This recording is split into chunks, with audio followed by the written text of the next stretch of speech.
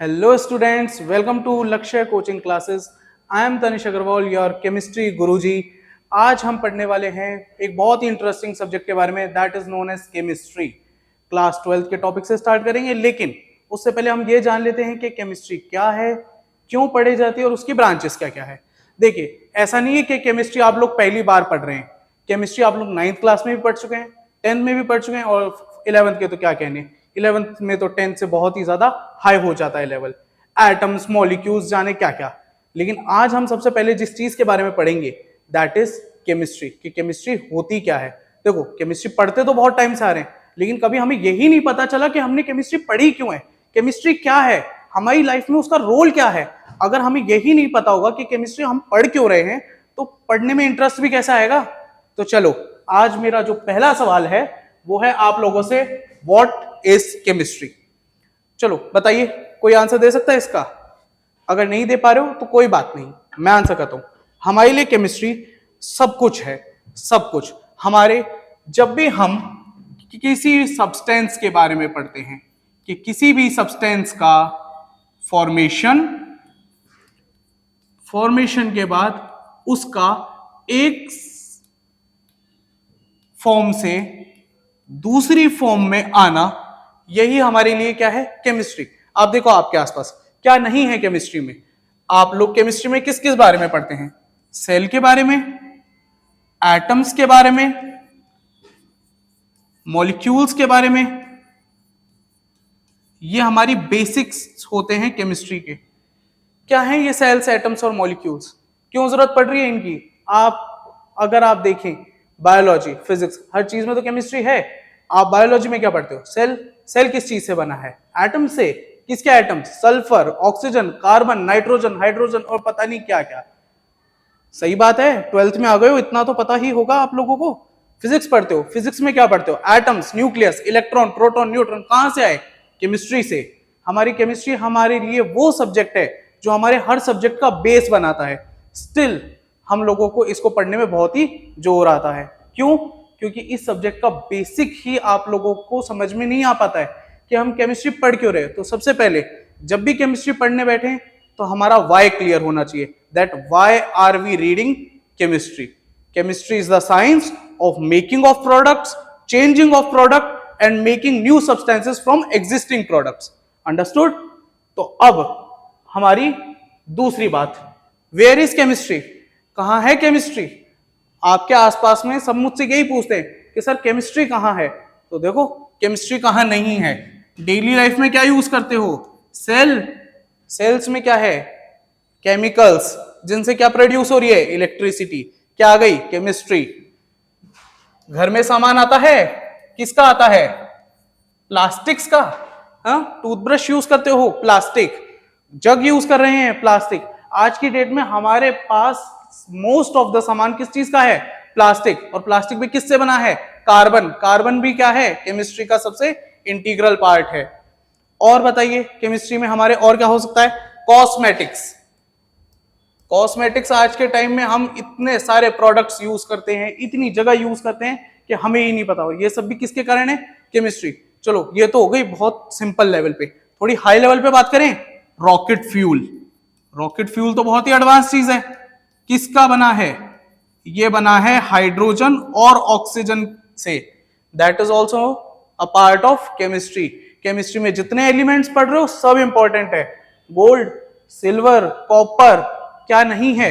ये सब क्या है? डेली लाइफ में यूज कर रहे हो ना, डेली लाइफ में पहनते हो, मम्मी यूज तो करती होगी, लेकिन ये भी किसके पार्ट है? केमिस्ट्री की पीरियोडिक टेबल के। तो हमारी केमिस्ट्री हमारी लाइफ का एक बहुत ही इंपॉर्टेंट पार्ट है।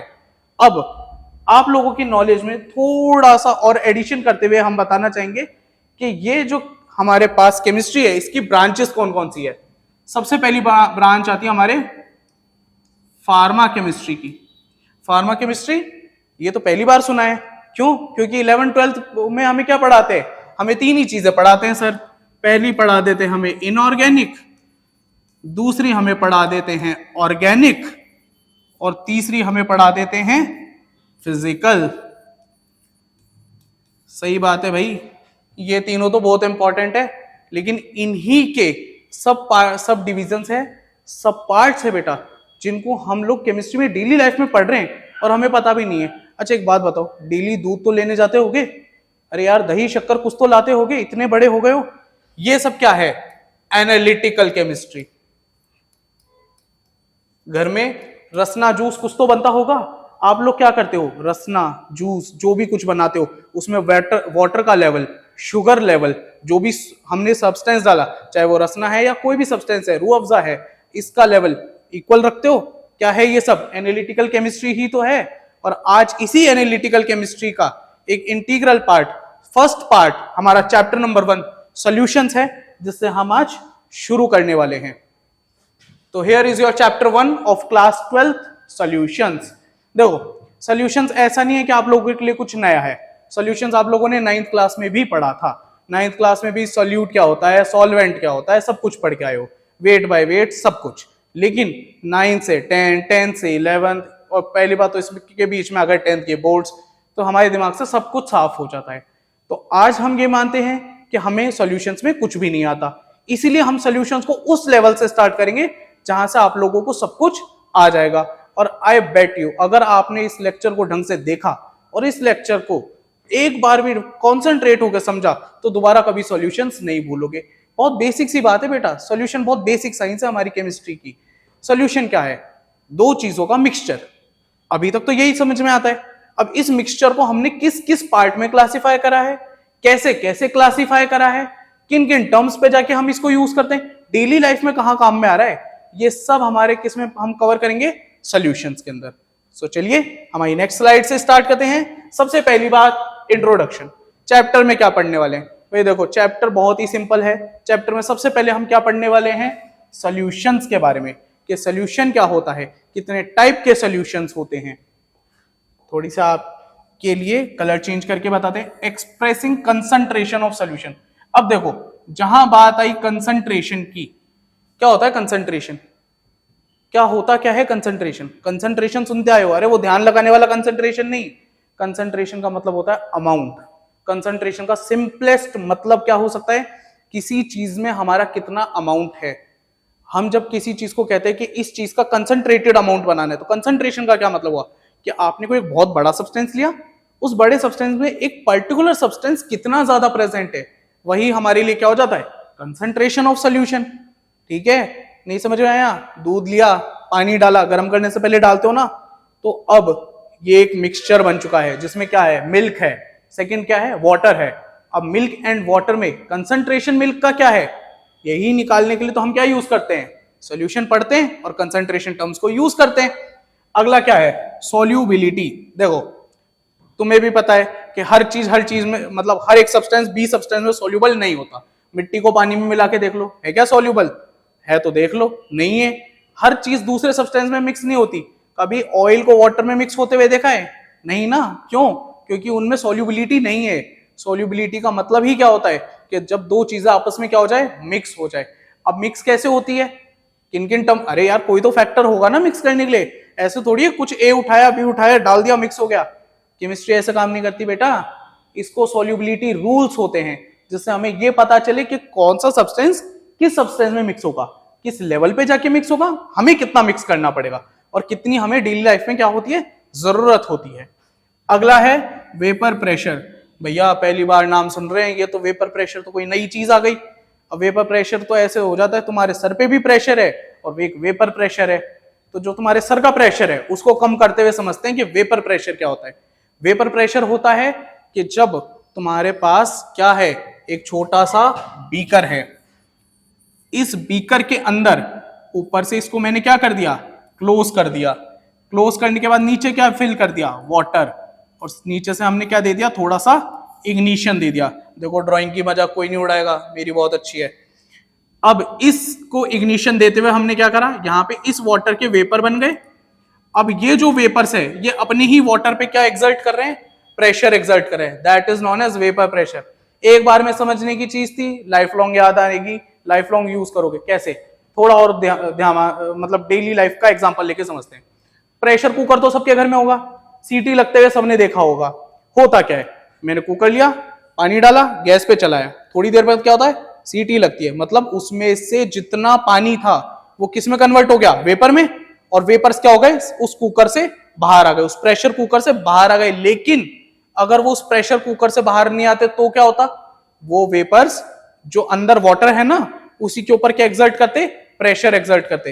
अरे भैया इसी चीज को तो वेपर प्रेशर कहते हैं, इतना समझने की, इतना कंफ्यूज होने की जरूरत ही नहीं थी, सिंपल लैंग्वेज था।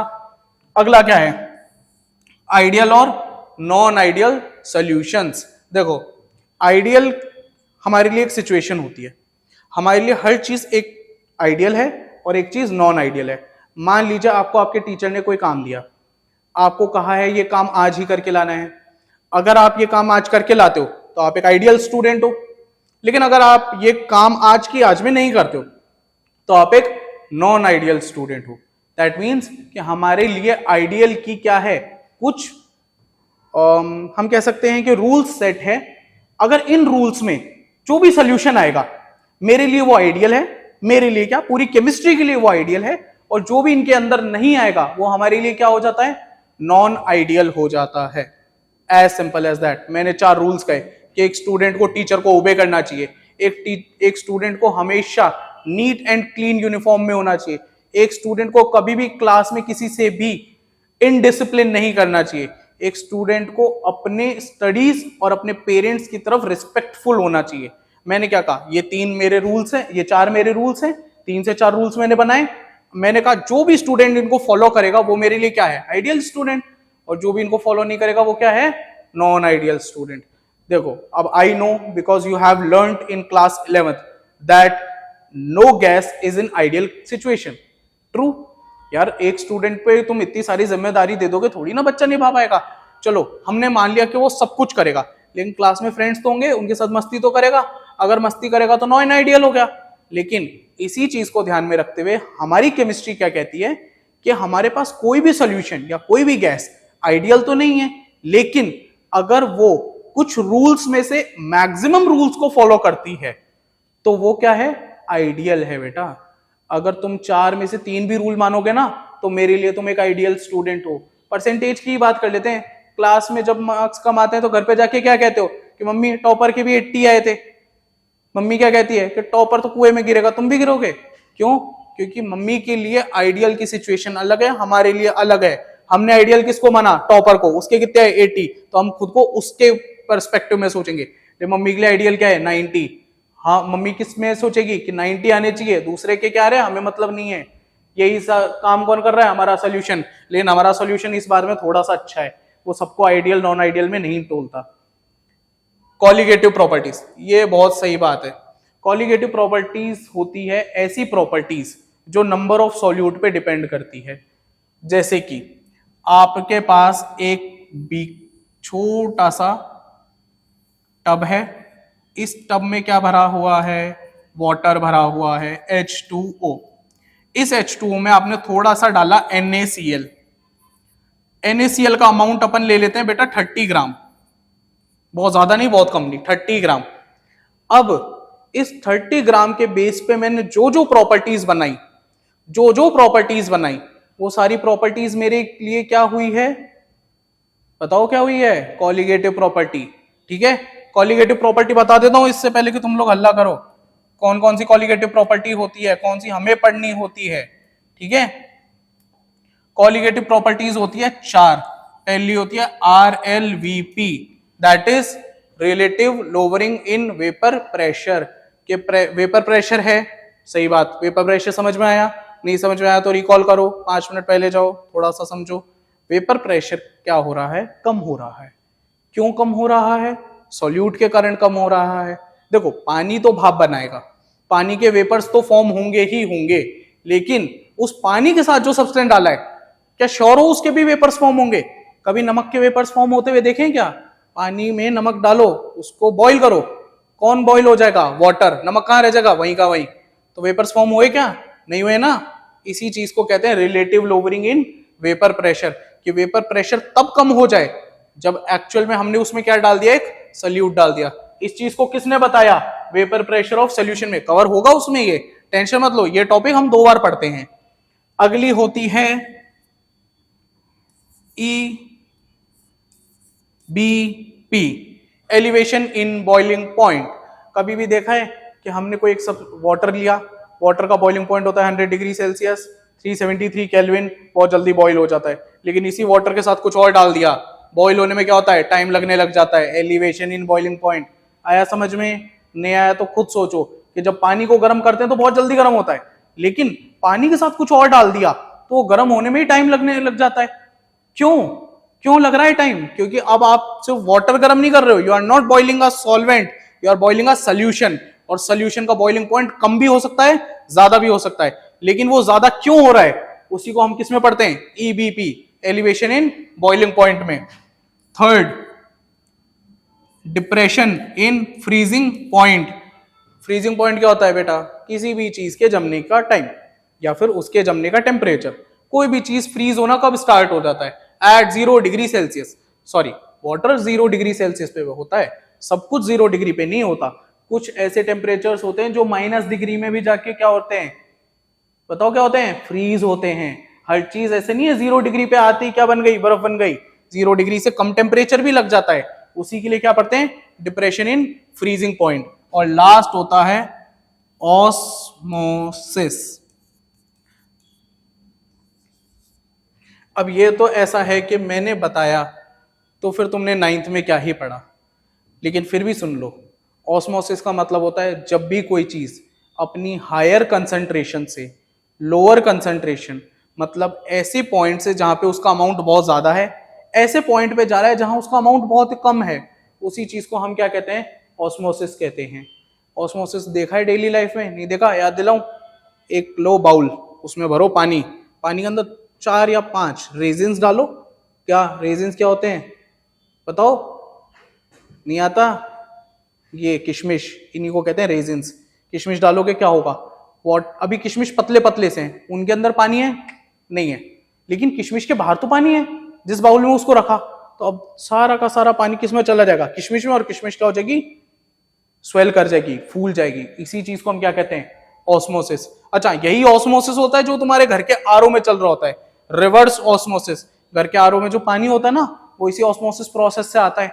अब समझ रहे हो केमिस्ट्री कहाँ कहाँ काम में आ रही है? ऐसे ही नहीं बोल रहा था कि केमिस्ट्री हर जगह काम में आती है। केमिस्ट्री हमारी डेली लाइफ में बहुत इंपॉर्टेंट रोल प्ले कर रही है बेटा।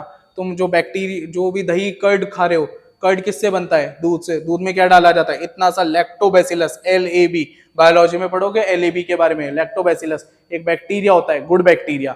इस बैक्टीरिया को जब हम किस में डालते हैं? मिल्क में, तो थोड़ी देर बाद किसका फॉर्मेशन होता है? कर्ड का। अब यही तो है कि एक सब्सटेंस ए था जिसकी प्रॉपर्टी कुछ और थी, एक सब्सटेंस बी है जिसकी प्रॉपर्टी कंप्लीटली पुराने वाले से नई है। किसके थ्रू बना? केमिस्ट्री के थ्रू। आया समझ में? चलो moving on to our next slide. Solution is a homogeneous mixture of two or more components which has uniformly present and show identical property throughout the face। देखो इस बात में डेफिनेशन तो कोई भी समझा देगा, मैं कुछ पॉइंट्स को हाईलाइट करना चाहता हूं जो इस डेफिनेशन के लिए सबसे ज्यादा जरूरी है। पहला पॉइंट यूनिफॉर्मली, दूसरा आइडेंटिकल प्रॉपर्टी, तीसरा फेज, और सबसे इंपॉर्टेंट तो भूल ही गए, होमोजीनस। इनको हाईलाइट क्यों करा? समझो, सॉल्यूशन क्या होता है? एक मिक्सचर होता है। मिक्सचर तो वो भी होता है जो आपस में मिक्स नहीं होते हैं, हेट्रोजीनस मिक्सचर कहलाता है। होमोजीनस मिक्सचर का क्या मतलब होता है? ऐसे दो सब्सटेंसेस जो आपस में मिक्स हो जाएं। नमक को पानी में डालो, चीनी को वाटर में डिसॉल्व करो, आपस में मिक्स हो जाते हैं ना, तो यही क्या होते हैं? हमारे होमोजीनस मिक्सचर होते हैं। दो या दो से ज्यादा भी मिला सकते हो। ORS तो सबको पता होगा, है? नमक चीनी का घोल, salt plus water plus sugar. इसमें क्या है? सॉल्ट और शुगर दोनों तो सल्यूट है, और वाटर क्या है? सॉल्वेंट है। एक से ज्यादा, दो से ज्यादा चीजें मिक्स हुई नहीं हुई, इसीलिए क्या लिखा हूं? 2 और मोर लिखा हूं।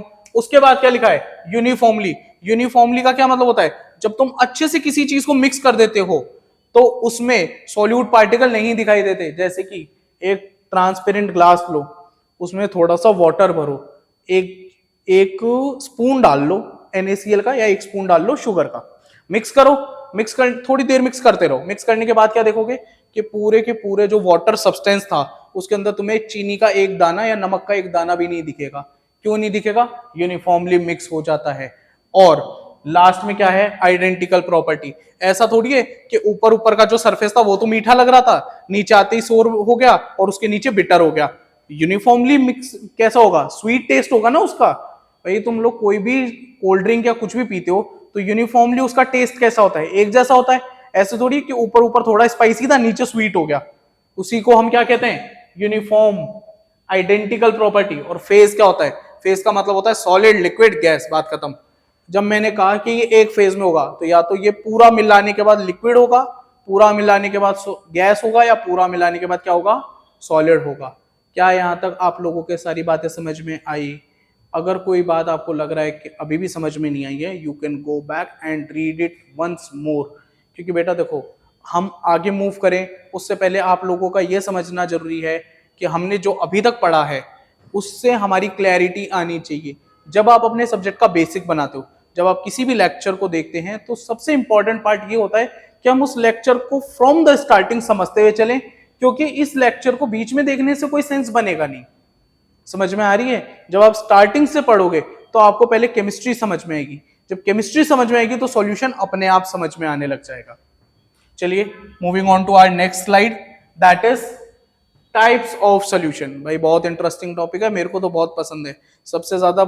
लेकिन मुझे पसंद होने का ये मतलब नहीं है बच्चों को भी पसंद है। बच्चे सबसे ज्यादा इसमें क्या कर जाते हैं? बहुत ज्यादा मिक्सअप हो जाते हैं, बहुत गलत एग्जांपल्स दे देते हैं।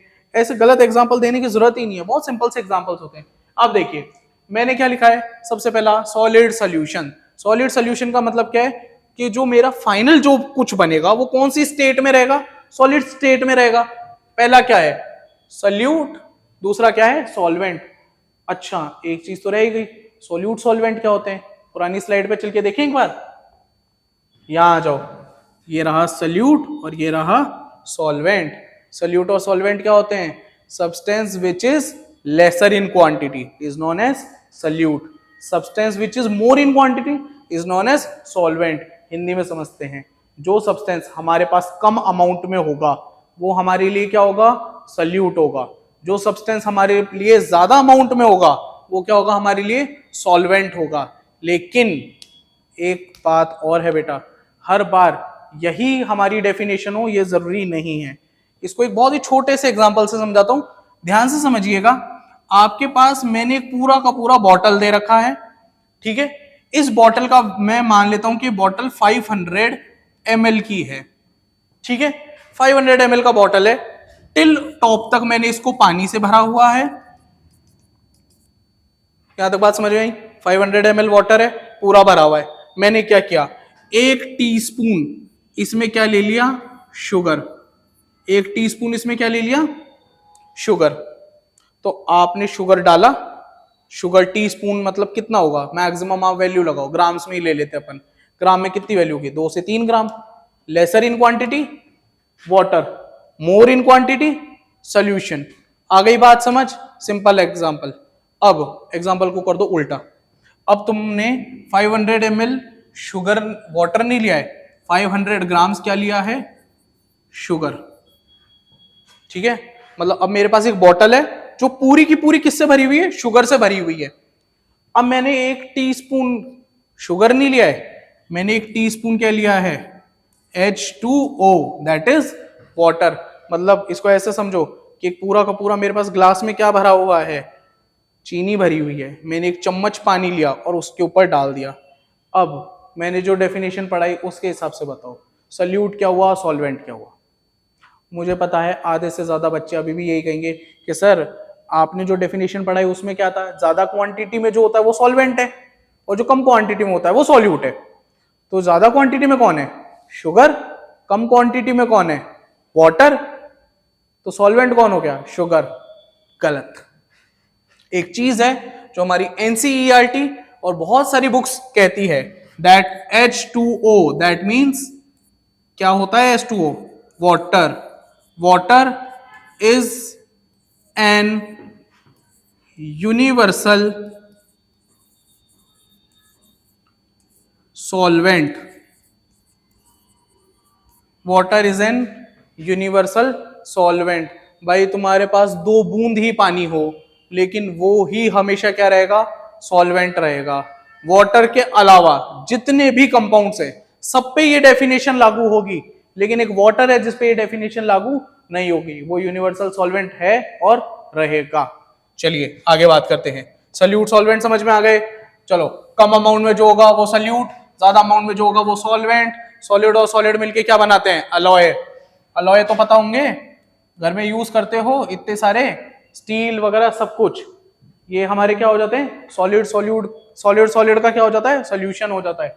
दूसरा क्या दे रखा है? लिक्विड सॉल्यूट है। सॉलिड में क्या है? सॉल्वेंट है। तुम्हें पता है ना अमालगम। अमालगम क्या होता है बेटा?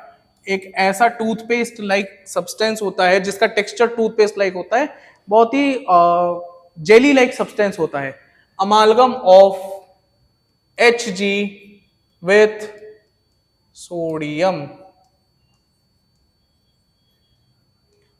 Hg क्या होता है? मर्क्यूरी, लिक्विड स्टेट में होता है ना? किस पे जाके डिपॉजिट हो जाता है? सोडियम पे, अमालगम बन जाता है। तीसरा है गैस इन सॉलिड। बहुत ही सिंपल सा एग्जांपल है, देखो कोई भी सॉलिड सब्सटेंस है, चारकोल ले लो, चारकोल के ऊपर कोई सी भी गैस एब्जॉर्ब हो जाती है, तो एब्जॉर्प्शन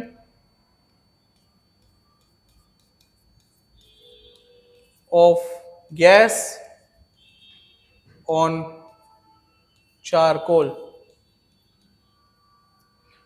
अब आप लोगों को एक बात बहुत ही क्लियर करना चाहूंगा बेटा, जो एग्जांपल्स आप पढ़ते हैं, जो मैं आपको पढ़ा रहा हूं, कोशिश कीजिए कि ये एग्जांपल्स आपकी डेली लाइफ से लिए हुए हों, इंस्टेड कि आपने बुक के रटे रटाए एग्जांपल्स देखे हों।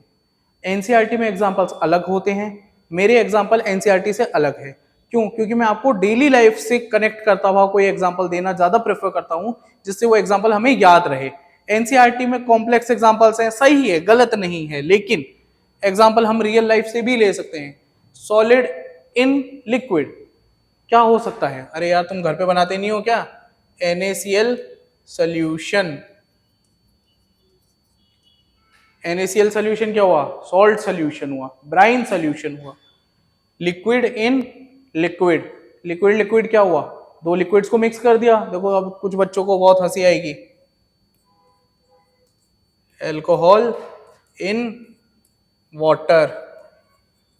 ये एग्जाम्पल कुछ अभी हमारे जो नए नए बच्चे हैं उनको सुनने में बहुत फनी लगता है ये एग्जाम्पल।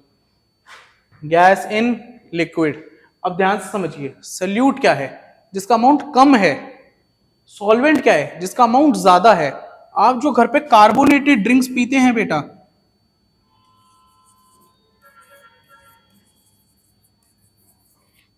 उनमें भी यही एग्जाम्पल क्या होता है? फॉलो होता है। जो कार्बोनेटेड ड्रिंक्स आपने पी है उसमें क्या है? सॉल्वेंट जो है वो क्या रहेगा? लिक्विड रहेगा। जैसे कोल्ड ड्रिंक, कोल्ड ड्रिंक में क्या होता है? जैसे कोल्ड ड्रिंक खोलते हो गैस रिलीज होती है, अंदर लिक्विड रह जाता है, वही हमारा क्या है? इसका एग्जाम्पल है। अगला क्या है? गैस सॉल्यूशंस, जिसमें सॉलिड इन गैस। बहुत एग्जाम्पल, प्यारा एग्जाम्पल है, घर पे डेली यूज करते हो कपूर। मम्मियां गर्मी आती है, सर्दी आती है, कपड़े बांधती है, कपूर डाल के रख देती है ना? यही कपूर हमारे लिए क्या है? इसका एग्जाम्पल। क्यों? इन्होंने क्या कहा है? कपूर कम होना चाहिए, गैस ज्यादा होनी चाहिए, तो कैम्फर विथ N2। N2 माने नाइट्रोजन गैस। एनवायरमेंट में सबसे ज्यादा अमाउंट में वही प्रेजेंट होती है बेटा, ठीक है? चलिए आगे चलते हैं। Expression of concentration of solution. Concentration terms हमारे अभी तक का सबसे इंपॉर्टेंट टॉपिक है। मैं आपको एक बार ये रिकॉल कराना चाहता हूँ, class 11 chapter number 1 some basic concepts of chemistry का लास्ट टॉपिक भी यही टॉपिक रहा था। जब 11th पढ़ाई जाती है तब भी आपको ये बोला जाता है कि ये आप चीज 12th में पढ़ोगे। 12th पढ़ाते वक्त आपको रिकॉल कराया जाता है। क्यों? क्योंकि पूरी केमिस्ट्री, पूरी एनालिटिकल केमिस्ट्री बेटा इसी पे चल रही है। टाइट्रेशन पढ़ते हो, है ना? सॉल्ट एनालिसिस करते हो, फंक्शनल ग्रुप टेस्ट करते हो, किसके बेस पे पॉसिबल है? इसके। कैसे? भाई तुमने टाइट्रेशन करा होगा। टाइट्रेशन में सॉल्यूशन कैसे बनाते हो? पहले बहुत सारा पानी ले लेते हो, उसमें कुछ ग्राम क्या डाल देते हो? सल्यूट डाल देते हो। KMnO4 का सॉल्यूशन कैसे बनाया था? तुमने अगर 1 लीटर वाटर लिया है तो 1 लीटर में अंदाजे से तो डाल नहीं दोगे कि कभी कम डाल दिया कभी ज्यादा डाल दिया। एक फिक्स अमाउंट होता है ना कि 1 लीटर के सॉल्यूशन में कितना 1.7 ग्राम डालते हो KMnO4, 0.7 ग्राम 85 डाल देते हो। कहां से आ रहा है? मोलैरिटी। मोलैलिटी कंसंट्रेशन टर्म्स, यही तो है इंपॉर्टेंट जिसके बेस पे तुम ये सब पढ़ पा रहे हो पूरा सोल्यूशन। अच्छा इतनी देर से सोल्यूशन पढ़ रहे हो, तुम्हें कैसे पता कि एक जो परफेक्ट सोल्यूशन है वो कैसे बन रहा है? इसी चीज से तो बन रहा है कि हम दोनों का सल्यूट और सॉल्वेंट का अमाउंट क्या रखते हैं, फिक्स रखते हैं। अच्छा इसको फिक्स करने को अब वही बात है ना कि अगर मैंने फिक्स करा तो मैं इस फिक्सिंग को शो कैसे करूंगा, तो मैं उसको किस में शो करता हूं, कंसंट्रेशन टर्म्स की फॉर्म में शो करता हूं। आई बात समझ में? नहीं आई? अगर नहीं आई है तो एक बार दोबारा समझो। कंसंट्रेशन टर्म्स किस लिए यूज किए जाते हैं, ताकि हमने जो भी सोल्यूशन बनाया है उसमें सॉल्यूट और सॉल्वेंट का अमाउंट हमें पता हो। किस फॉर्म में पता हो, साइंटिफिक टर्म्स में पता हो। ठीक है, क्लियर? पहले से शुरू करते हैं। सबसे पहले क्या है, molarity, number of moles of solute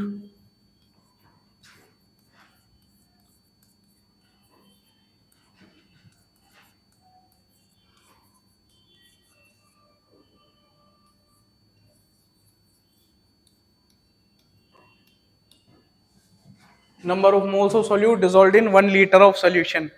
1 litre का कोई सॉल्यूशन है, उसमें सॉल्यूट का नंबर ऑफ मोल्स कितने हैं। नंबर ऑफ मोल्स निकालने का तरीका given mass by molar mass. ठीक है, कितना है, उसी से क्या निकलती है, मोलैरिटी। टेम्परेचर डिपेंडेंट होती है, अगर तुमने टेम्परेचर कम ज्यादा करा, ये वैल्यू जो है ये टेम्परेचर डिपेंडेंट वैल्यू है। टेम्परेचर कम ज्यादा होता है, मोलैरिटी कम ज्यादा हो जाती है, इसलिए इस टर्म को हर जगह यूज नहीं किया जाता। चलिए फॉर्मूले के हिसाब से देखते हैं, N बाई वी। N क्या है, नंबर ऑफ मोल्स। V क्या है, वॉल्यूम ऑफ सॉल्यूशन। ठीक है, N क्या है, नंबर ऑफ मोल्स, V क्या है, वॉल्यूम ऑफ सॉल्यूशन। N का फॉर्मूला, N को लिखेंगे given mass by molar mass. ये किसका है, सॉल्यूट का। ठीक है, अगर मान लो आपने NaCl इन वाटर लिया है तो ये आप लोगे NaCl का, ठीक है, गिवन मास, और ये होता है मोलर मास। मोलर मास होता है एक्चुअल मास जो फिक्स होता है, ये भी किसका लोगे, NaCl का। यहां पे क्या आएगा, वॉल्यूम इन लीटर्स। किसका है ये वॉल्यूम, सॉल्यूशन का, NaCl प्लस वाटर। चलो भाई फॉर्मूला तो इतना है, लेकिन इसमें एक छोटी सी कमी है सर। अगर लीटर की जगह मिलीलीटर हुआ तो क्या करेंगे, तब हम करेंगे W into 1000 divided by MW into V, लेकिन इस बार V की वैल्यू किस में है, मिलीलीटर में है। ठीक है, समझ में आया? नहीं आया एक क्वेश्चन करवा दूंगा, पहले कंसंट्रेशन टर्म्स खत्म हो जाने दो। दूसरी कंसंट्रेशन टर्म क्या है, मोलैलिटी। अब देखो कितना कंफ्यूजन है यार, मोलैरिटी और मोलैलिटी दोनों नाम सेम से, दोनों सुनाई भी सेम दे रहे, दोनों प्रोनाउंसिएशन भी सेम है, लेकिन इस R का और इस L का जो डिफरेंस है बहुत ज्यादा है बेटा। R और L का डिफरेंस बहुत ज्यादा होता है। ये जो टर्म है ये होता है number of moles of solute in 1 kg of solvent.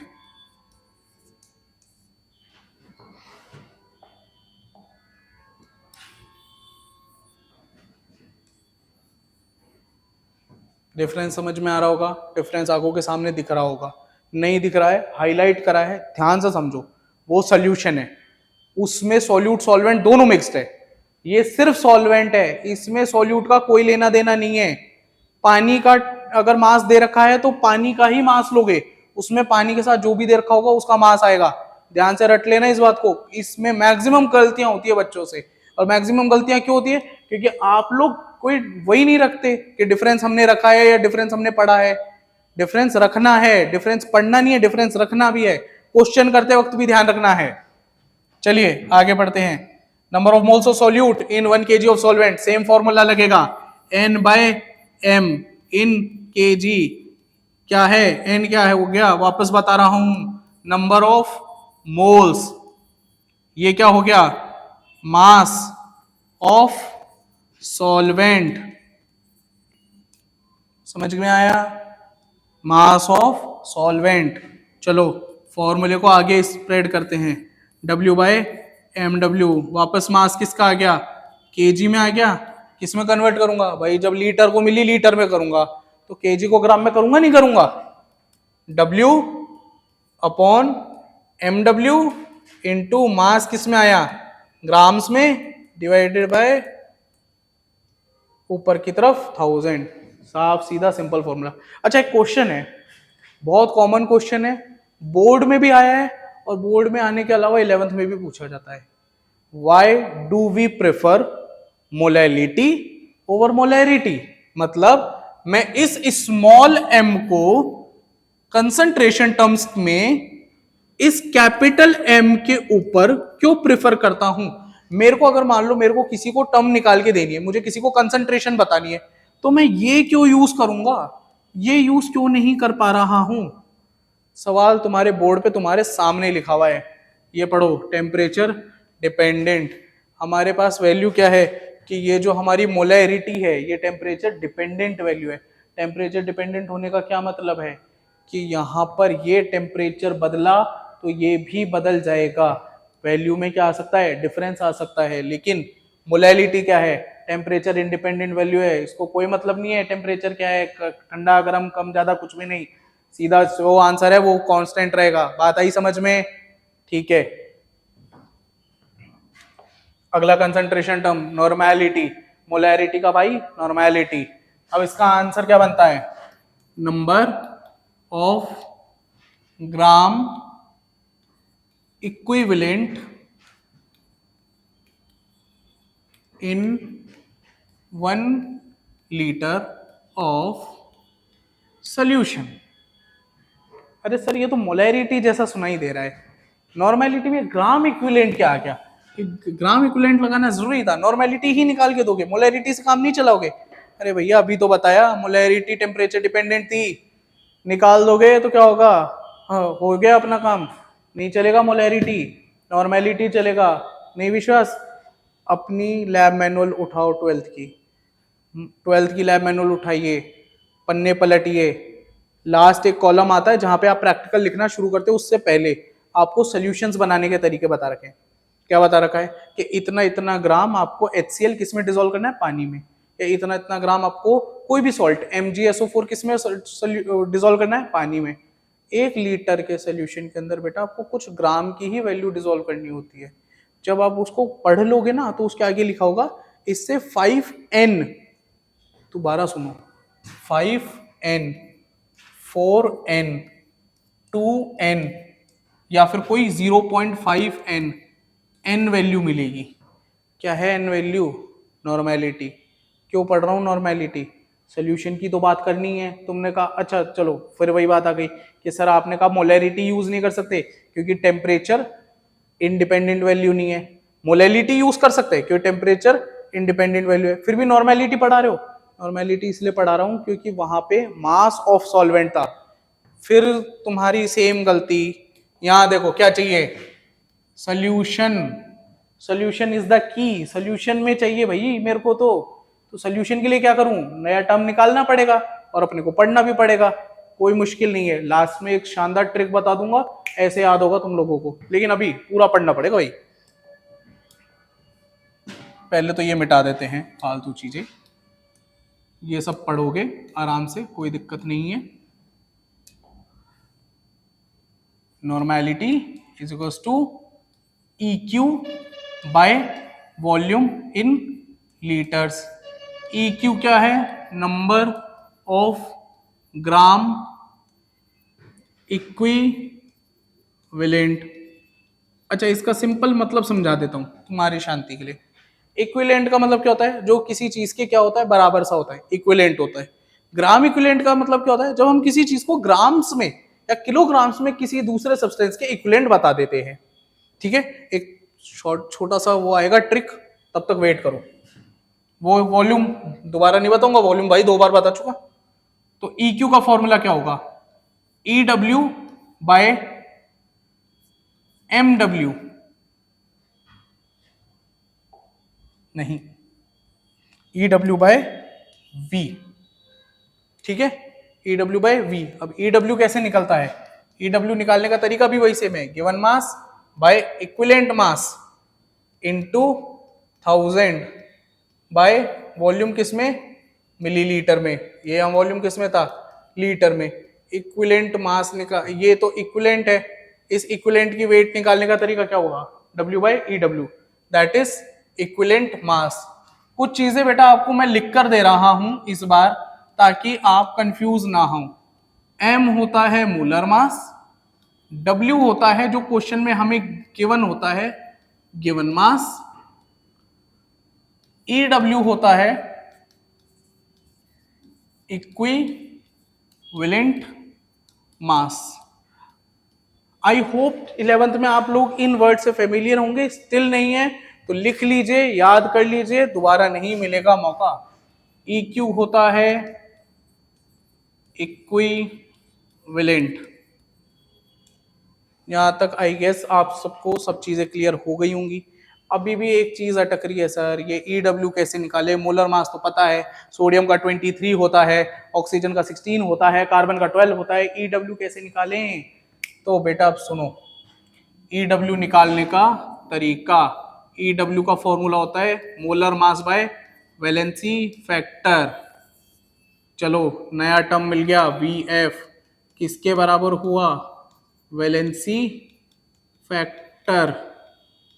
अब तुम कहोगे कि सर आपने तो परेशान ही कर दिया, हर बार एक नया टर्म निकाल के दे देते हो, एक फॉर्मूला कराते नहीं हो, 4 टर्म्स करा देते हो। अरे तो वैलेंसी फैक्टर क्या मुश्किल है, बचपन से पढ़ते आ रहे हो, नहीं पढ़ते आ रहे, देखो अभी दिखाता हूँ। HCl है, चार्ज ब्रेक करो, H पे +1 Cl पे -1 आया, तो इसमें ओवरऑल चार्ज कितना है, 1, यही क्या इसका वैलेंसी फैक्टर। चलो दूसरा देखते हैं, H2SO4 सल्फेट पे कितना चार्ज होता है, -2, हाइड्रोजन पे +2, तो कॉमन चार्ज क्या है, 2, यही क्या है वैलेंसी फैक्टर। आया, नहीं आया तो दोबारा देखो, +1 -1 +2 -2 हो गया तुम्हारा काम, यही तुम्हारा क्या बन जाता है, वैलेंसी फैक्टर। मोलर मास तो पता ही है, डिवाइड कर दो क्या हो गया, EW आ गया, EW को यहां डाला, गिवन मास तुम्हें क्वेश्चन में मिला ही होता है, वॉल्यूम तुम निकाल ही लोगे। आया सिंपल समझ में। अब एक मैंने कहा था ना शॉर्ट ट्रिक समझाऊंगा, बहुत सिंपल सा है, एक बार है ना ध्यान से समझना इस चीज को। गिवन मास अपॉन इस EW का फॉर्मूला क्या बेटा, MW by VF, MW by VF। यहां तक क्लियर। मल्टीप्लाई किससे करूंगा, वॉल्यूम इन मिलीलीटर, यहां तक भी समझ में आ गया। ऊपर क्या लगा दूंगा, 1000। अब मैथ वाले बच्चों को ये चीज बहुत अच्छे से पता है कि A/B/C जब हम करते हैं तो ये वाला वैल्यू ऊपर चला जाता है।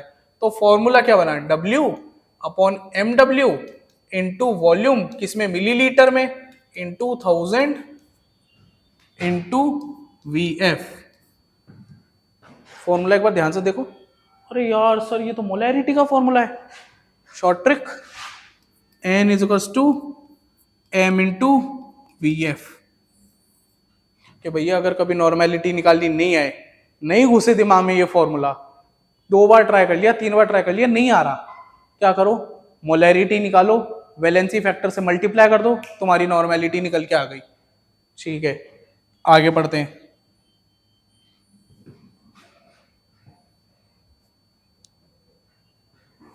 अगला क्या है, मोल फ्रैक्शन, मोल्स और उनका फ्रैक्शन। इसको रिप्रेजेंट करते हैं इस वर्ड से, इसको ऐसे x की तरह डिनोट करते हैं, इसको कहते हैं काय। मोल फ्रैक्शन किसको यूज किया जाता है डिनोट करने के लिए, सोल्यूबिलिटी को। सोल्यूबिलिटी सबसे साफ सीधी सिंपल चीज होती है, सोल्यूबिलिटी को एक्सप्लेन करने में इसको यूज किया जाता है मोल फ्रैक्शन को। किसने यूज किया सबसे पहले, हेनरी दादा ने। इसके ऊपर हम क्या पढ़ते हैं, हेनरी लॉ पढ़ेंगे, उसके अंदर अपने को मिल जाएगा। छोड़ो क्या होता है पहले वो समझो। 2 सब्सटेंस होते हैं, काय A काय B। एक चीज बता दूं बेटा, अगर मैंने इस चैप्टर में A और B वर्ड बहुत कॉमन है, तो मैं लगा होगा कि ये जो अल्फाबेटिकल ऑर्डर है ना A और B, ये सिर्फ नॉर्मल वर्ड्स नहीं है। A रिप्रेजेंट करता है सॉल्वेंट को, B रिप्रेजेंट करता है सल्यूट को, और तुम इनकी जगह चेंज नहीं कर सकते। एक जगह इनकी जगह चेंज करके देखो पूरा सवाल गलत हो जाएगा। बोर्ड में अगर कोई नंबर आ रहा होगा ना, आधा नंबर नहीं मिलेगा कहीं पर। तो ये वर्ड्स जैसे हैं इनको वैसे ही रहने दिया जाए। तो ये ज्यादा बेटर होता है हमारे लिए, क्योंकि हमने देखो आपको जब मैं ऊपर भी पढ़ा रहा हूं तो मैंने EW लिखा, MW लिखा, M लिखा, मैंने A और B यूज नहीं करा, जबकि उनमें A और B यूज होता है, कई सारे टीचर्स करते हैं, कई सारी बुक्स में लिखा हुआ है। हम क्यों नहीं करते? क्योंकि हमें तो पता है ना सल्यूट है। लेकिन अगर होता है तो गलत नहीं होता है, और आपको ये ध्यान रखने की जरूरत है कि ए आपके लिए हमेशा क्या रहेगा? सॉल्वेंट, और बी आपके लिए हमेशा क्या रहेगा? सल्यूट। चलिए, काय ए का फॉर्मूला क्या होता है? Number of moles of A upon total moles. Total moles क्या हुए? एन ए के मोल्स और एन बी के मोल्स। काय बी क्या हुआ? Number of moles of B, n A plus n B. इसको कैसे लिखेंगे भाई? एन क्या होता है? Given mass of A upon molar mass of A, upon में क्या आ जाएगा? Given mass of A upon molar mass of A, plus given mass of B upon molar mass of B. आ रहा है समझ में? नहीं आया? समझो ध्यान से। एन होता है नंबर ऑफ मोल्स जिसके निकाल रहे हो, उसका गिवन मास डिवाइडेड बाय उसका मोलर मास। मोलर मास अभी भी बताया था फिक्स्ड होता है, ऑक्सीजन का 16, कार्बन का 12, सबका फिक्स्ड होता है। एन बी फॉर्मूला क्या हो जाएगा? Given mass of B upon molar mass of B, upon में क्या जाएगी value? Given mass of A upon molar mass of A, plus given mass of B upon molar mass of B. खत्म। अब मुझे भी पता है A upon B upon C वाली सिचुएशन में अपन ने इसको नहीं डाला है, अभी डालने की जरूरत भी नहीं है। ये ज्यादातर हमें क्वेश्चंस में काम में आती है, तब आपके लिए इजी होता है कंपैरेटिवली। मैं चलो बता देता हूँ, ये MWA ऊपर चला जाएगा, ये ऊपर चला जाएगा, और ये वाली वैल्यू नीचे आ जाएगी, बस इतना सा चेंज आएगा, ज्यादा कोई चेंज आने वाली बात है नहीं। ये बेटा सबसे आसान टॉपिक है ना? और प्लीज प्लीज प्लीज क्वेश्चन के पर्सपेक्टिव से बहुत इंपॉर्टेंट है। ये इतना सा एक लाइन का मास परसेंटेज आपका पूरा क्वेश्चन खराब कर देता है, आपकी पूरी क्वेश्चन की अंडरस्टैंडिंग खराब कर देता है। किसी क्वेश्चन में लिखा आ गया 4.9% W/W NaOH, गए सिट्टी पिट्टी गुल। अरे सर ये क्या बता दिया, समझ ही नहीं आ रहा। होता है क्वेश्चन में, आता है पॉइंट में आएगा, पॉइंट में परसेंटेज लिखाएगा, फिर W/W लिखाएगा, फिर क्या लिखाएगा? सल्यूट लिखाएगा, और सॉल्वेंट सॉल्यूशन से कोई लेना देना नहीं होगा। तो अब ध्यान से समझा रहा हूं, समझ लो। जब भी कुछ ऐसा आए तो तुम्हें एक काम करना है, तुम सॉल्यूशन का मास कितना मान लोगे? 100 ग्राम। सॉल्यूशन का मास कितना मान लेना है अपने को? 100 ग्राम। दोबारा बोलो, सॉल्यूशन का मास कितना? 100 ग्राम। जब तुमने सॉल्यूशन का मास 100 ग्राम माना है, तो सॉल्यूशन किन चीजों से मिलके बना है? सल्यूट से और सॉल्वेंट से। किस से मिलके बना है? सल्यूट से और सॉल्वेंट से। तो इन दोनों को मिला के क्या बनता है? सॉल्यूशन। मतलब एक बात बताओ, ये जो 100 ग्राम है, ये भी इन्हीं दो चीजों से मिलके बना है। सही बात है, नहीं है? अब मान लो ये 100 ग्राम की जगह 100% होता तो ये कितना होता? 4.9। सल्यूट, जो बच गया वो सॉल्वेंट, तो 4.9 ग्राम। अभी भी नहीं समझ में आया? चलो सिंपल लैंग्वेज, जब भी कोई वैल्यू परसेंटेज में दी हो, जितना वो परसेंटेज है उसी को किस में कन्वर्ट कर दो? ग्राम में। सीधी सिंपल बात। जितनी वैल्यू किस में हो? परसेंटेज में हो, उसी को किस में कन्वर्ट कर दो? ग्राम में कन्वर्ट कर दो। और ये ग्राम में किसके लिए कन्वर्ट करना है? सॉल्यूट के लिए। किसके लिए? सल्यूट के लिए। आया समझ में? चलो, अब अगर समझ में आ गया है तो इसकी एक प्रॉपर डेफिनेशन एग्जिस्ट करती है, जिसको हम पढ़ लेते हैं। प्रॉपर डेफिनेशन क्या है? Amount of solute upon amount of solution into 100। आया? इजी था। चलो, mass by volume percentage, same ही बात है, गड़बड़ मत करना। अमाउंट ऑफ सल्यूट, ध्यान से पढ़ो क्या लिखा है, वॉल्यूम लिखा है ना, अमाउंट लिखोगे, वॉल्यूम लिखोगे, वॉल्यूम ऑफ सॉल्यूशन। 2022 का एक क्वेश्चन था सॉल्यूशंस का, वेट बाय वॉल्यूम परसेंटेज पे आया था। मैक्सिमम बच्चे गलती करके आए थे क्योंकि उन लोगों की maximum practice weight by weight पे होती है, वेट बाय वॉल्यूम पे नहीं होती है। 3 मार्क का सवाल था बेटा, बहुत सिंपल क्वेश्चन था, कॉलिगेटिव प्रॉपर्टी से था, लेकिन वेट बाय वॉल्यूम आने के कारण बच्चों ने गलत कर दिया था। हमें हर कंसंट्रेशन टर्म बहुत ढंग से पढ़नी होती है, क्वेश्चन बहुत ढंग से सुन के, समझ के, देख के आंसर करना होता है। अगला ये इनटू ये भी 100, volume by volume same, volume of solute upon volume of solution into 100, as simple as that, बात खत्म। यहाँ पे तुम्हारे सारे कंसंट्रेशन टर्म्स खत्म होते हैं। इन्हीं कंसंट्रेशन टर्म्स को यूज करके हम क्वेश्चंस को सॉल्व करते हैं, तो इनको बहुत ही ढंग से और बहुत अच्छे से पढ़ना है, ठीक है। लास्ट टॉपिक आज की क्लास का हमारा है सॉल्युबिलिटी। सॉल्युबिलिटी क्या होती है, अभी थोड़ी देर पहले बताया था कि हर चीज दूसरे सब्सटेंस में मिक्स होने की टेंडेंसी नहीं रखती। हम सब्सटेंसेस को मिक्स करते हैं कुछ पर्टिकुलर टर्म्स पे, कुछ पर्टिकुलर हम रूल्स रख के। जैसे कि सॉल्युबिलिटी किसको डिफाइन करती है ये समझते हैं, मैक्सिमम अमाउंट ऑफ सॉल्यूट, ध्यान से सुनना, मैक्सिमम अमाउंट ऑफ सॉल्यूट, अभी एक सवाल कराऊंगा इस पे, maximum amount of solute that can be dissolved in 100 grams of solvent at a given temperature is known as solubility. Now question number 1, ध्यान से, अच्छा क्वेश्चन अभी तो पूछ ही नहीं सकते कि अभी तो आपको ये चीजें नहीं बताई, ये चीजें बताए बिना कैसे क्वेश्चन करूंगा, वरना तो तुम लोग कह दोगे कि सर ने बिना पढ़ाए पूछ लिया। चलो ये भी पढ़ लेते हैं।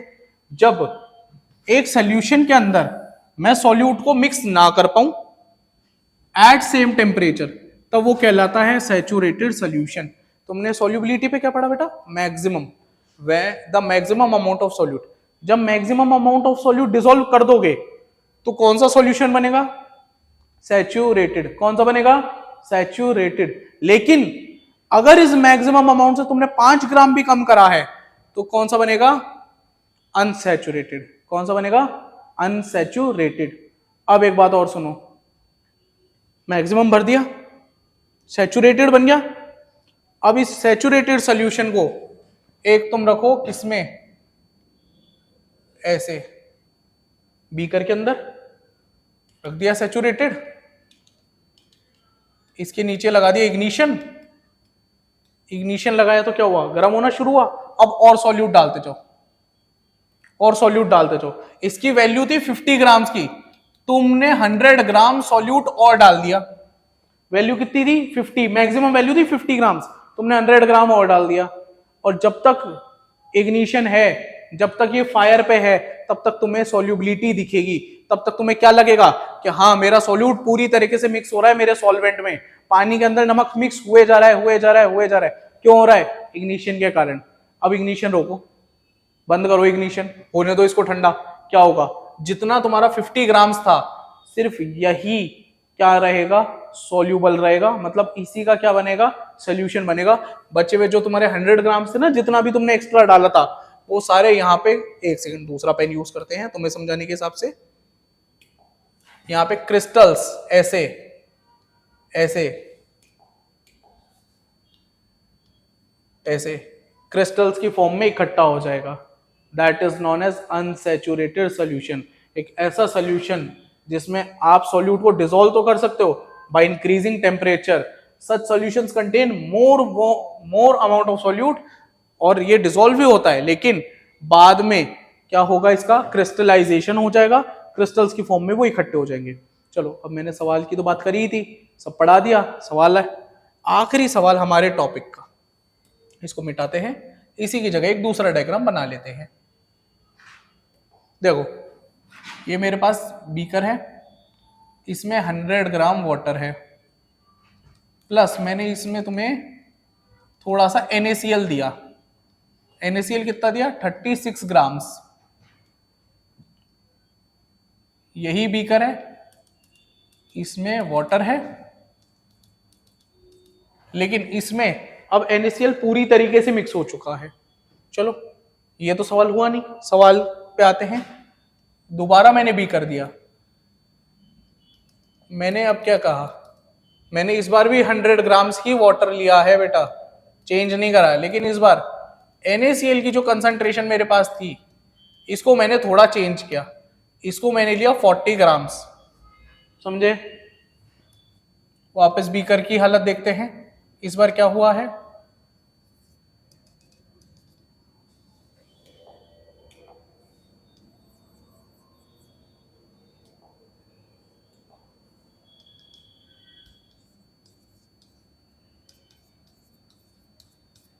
इस बार एक छोटा सा दिक्कत हुई, पिछली बार तो पूरा मिक्स हुआ, इस बार 2 ग्राम NaCl रह गया। तुम में से कौन बता सकता है कि इन दोनों, केस 1 ऊपर है केस 2 नीचे है, इसमें कौन सा सैचुरेटेड है और कौन सा अनसैचुरेटेड है। चलो तुम्हारे पास 5 सेकंड है, 1 2 3 4, रहने दो, तुमने अभी तक तो गैस कर ही लिया होगा, और नहीं भी किया तो ध्यान से समझो, यहां पे पूरी तरीके से मिक्स हो गया। अनसैचुरेटेड क्या कहता है, एक सॉल्यूशन जिसमें ज्यादा अमाउंट में सॉल्यूट को मैं क्या कर सकूं, डिसॉल्व कर सकूं। भाई इसमें अगर इस क्वेश्चन को ध्यान से देखो तो यहां पे डिसॉल्व कितना हुआ है बेटा, 38 ग्राम डिसॉल्व हुआ है, सॉल्ट भी वही है, पानी भी सेम है, सब सेम है, लेकिन डिसॉल्व कितना होना था 38, मतलब 38 is the maximum amount of solute that can be dissolved in a particular amount of solvent of 100 ग्राम। ये हाइपोथेटिकल है, ऐसे नहीं है कि मैंने 38 बोल दिया तो 38 ही है, हाइपोथेटिकल है। अब इस 38 के बाद अगर हम ऊपर बात करें तो ऊपर बना अनसैचुरेटेड, क्यों, क्योंकि उसमें 2 ग्राम कम था। मैंने क्या कहा, अगर वैल्यू कम होगी तो क्या रहेगा, अनसैचुरेटेड रहेगा, और वैल्यू एग्जैक्ट होगी तब सैचुरेटेड होगा। अच्छा, इसको सुपर सैचुरेट क्यों नहीं कहा, भाई इसको सुपर सैचुरेटेड कह सकता था ना, ज्यादा था, क्योंकि मिक्स नहीं हुआ, और मिक्स करने के लिए क्या चाहिए, हीट देनी पड़ेगी। आया समझ में। चलो तो हमारे इस सॉल्यूशंस के बाद, हमारी इस केमिस्ट्री क्लास के बाद, आई होप आप लोगों के लिए केमिस्ट्री थोड़ी इजी और थोड़ी और इंटरेस्टिंग हुई होगी। केमिस्ट्री देखो बेटा कोई बुरा सब्जेक्ट नहीं है, हार्ड सब्जेक्ट नहीं है। From my past experiences I have heard a lot of students saying that sir chemistry boring है, केमिस्ट्री समझ नहीं आती। केमिस्ट्री समझ इसलिए नहीं आती कि हम केमिस्ट्री समझना नहीं चाहते, हमें लगता है कि हम इस सब्जेक्ट को समझ नहीं सकते। यू आर थिंकिंग दैट कि आप लोगों के पास इतनी कैपेबिलिटी या इतनी क्षमता नहीं है कि आप इस सब्जेक्ट को समझ पाएं, या ये सब्जेक्ट बोरिंग क्यों हो जाता है, क्योंकि कॉन्सेप्ट क्लियरिटी नहीं है। भाई सबसे पहले तो ये समझो कि केमिस्ट्री पढ़नी क्यों है, कहाँ काम आ रही है, डेली लाइफ में कहाँ काम में आ रही है। आज आप देखिए आपके कितने केमिकल ये जो होती है इंडस्ट्रीज होती है, टेक्सटाइल इंडस्ट्रीज होती है, कितनी जगह हम केमिस्ट्री को यूज करते हैं। कितने लोग केमिकल इंजीनियरिंग कर रहे हैं, ऐसे लोग हैं जो पर्टिकुलर केमिस्ट्री सब्जेक्ट पढ़ के इतनी हायर अपॉर्चुनिटीज या इतनी हायर पोस्ट पे हैं कि हम लोग सोच भी नहीं सकते। तो हमें हमारे सब्जेक्ट को, हमारे पूरी क्लास 12th को बहुत अच्छे से, बहुत स्टार्टिंग से टाइम देना है। हमें हर चीज को टाइम टू टाइम रिवाइज करते चलना है, हर चीज को टाइम टू टाइम कवर करते चलना है। सिर्फ केमिस्ट्री नहीं, आपको हर एक सब्जेक्ट को कवर करते हुए चलना है। और अगर मेरा ये लेक्चर अच्छा लगा हो तो आप हमें इस नंबर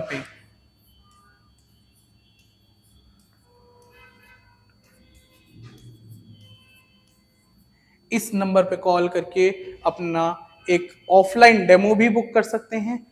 अगर आपको ये क्लास अच्छी लगी हो तो फॉर श्योर कॉल करें। I promise you that you will love chemistry for ever. Thank you.